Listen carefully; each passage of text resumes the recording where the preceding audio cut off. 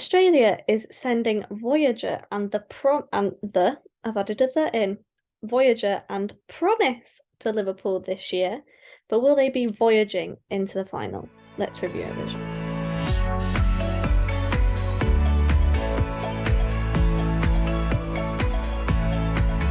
So Australia is sending Voyager to Liverpool this year. Last year they didn't do too well. Maybe they'll be hoping to do better this year. Let's have a little listen to their entry.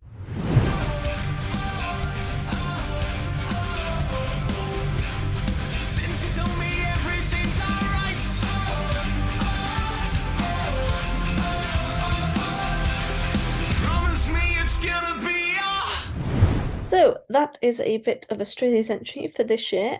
What do we make of it? Okay. I like it. It's not peak Australia. It's not. I was gonna say Damien, but I didn't really like that one. It's not Kate Miller-Hyde. I didn't like Damien. Oh, overrated. Oh, wrong. 2016. Wrong. This is my very, very controversial Eurovision opinion. 2016 is the only Eurovision that I consider actively bad. I don't like any songs from that year. Literally my favorite year. No. If Love Was a Crime, bop. No, overrated. There was not a single song that year deserved to win. And I mean, I would have rather have Australia than Russia. And Ukraine was the least worst of the top three. It was a really bad year, but anyway, but that's beside the point. I digress. I digress. So it's not Kate Miller-Hyde, it's not the Guy Sebastian, but it's not the worst thing they've sent. It's not the best. It's interestingly done. Admittedly, I don't know what they entered Australia Decides with last year. I haven't listened to it, so a lot of the anger towards this song is because it's not as good as the one they sent last year. So I'm not going to make the comparison because I can't. I'm going to judge this on its own merits. I think it's catchy to an extent. It sort of does stick in your head. The beginning, somebody pointed this out on TikTok, I think. The first 15 seconds of the instrumental sounds like the music when they announce the qualifiers, that sort of dramatic background music.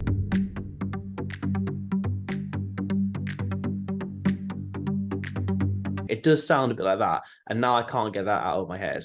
But I do quite enjoy listening to it. I'll have it on when it becomes on shuffle on the playlist, or I'll listen to it. And it's a good show closer. It really is. There's an energy to it. And of the two, probably the most comparable song in the whole rundown is Germany. And I think on balance, I do prefer this, just because Germany feels a little bit more. It's not nostalgic. Maybe I don't think it's Germany's a bit more kind of glam rock, whereas this is a bit more kind of. This is a bit more sort of traditional rock. Let's go for. And I think on balance, I think I do just prefer it. If I could only put one of them in the final, obviously Germany is already in there. If I could only have one of them in the final, I would probably have this. But it's not, it does a job. I do hope, though, that it does go through, because I think this is the year that Australia's guaranteed entries runs out. They were only given a promise to 2023. Beyond that, I think unless they get it renewed, they'll have to get invited every single year again. And I think if they don't qualify with this, making the case for another guarantee for a few years is going to be trickier. And I do enjoy their presence. I know they get a lot of laughs. Why is Australia at Eurovision? I do think they nearly always bring something to the table that is strong enough. So I hope it does go through. Again, not the best thing they've sent, not the worst, but it's entertaining enough. Yeah, no, I agree. And I do hope it goes through for the same reason. I think Australia's presence at Eurovision, despite being one of the three of the... And no, I don't think there should be other non-European countries admitted. They can be the nice little exception. I think they're definitely a welcome presence, and they send stuff that's kind of different generally. And this, I think, is kind of different as well. That's funny that you said, because I was like going to say, I was like, oh, it has a really captivating start. And the fact they just remind you of like dramatic music. I'm like, It is captivating. It is like, and the fourth qualifier is, and it's like, it's the music.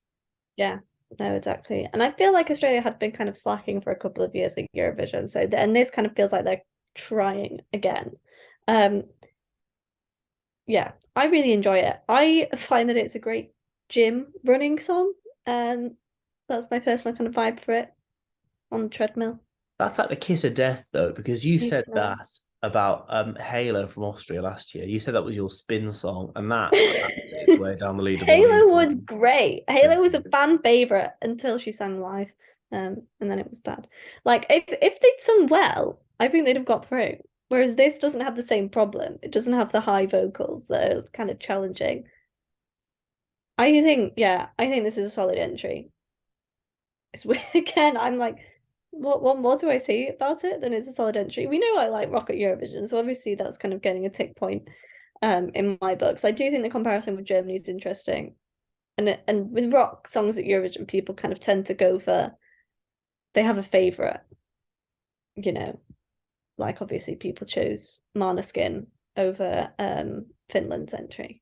So I'm intrigued to see which one will come out on top. But yeah, it's going in the second semi-final, arguably the weaker semi-final. Do we think it's going through? And what would we rate it personally? I think it is going to go through. I think it probably would have gone through anyway, and it has certainly been helped by the running order and going last. I've seen quite an interesting justification of people saying it's Australia in any case, because it's a UK hosted Eurovision. Australia is going to get quite a lot of home support. It's going to be like another home act. So having that nice crescendo and having the audience support to send us into the voting sequence is probably one of the reasons why it's gone last. Makes me think it could well open the final. I can hear it, either that or Belgium, which I think Belgium will go through, but I think this could open the final. Often you get semi-final closing acts, then opening the final. And I can see that happening with this one, and I think it will be one to really get the show started on Saturday.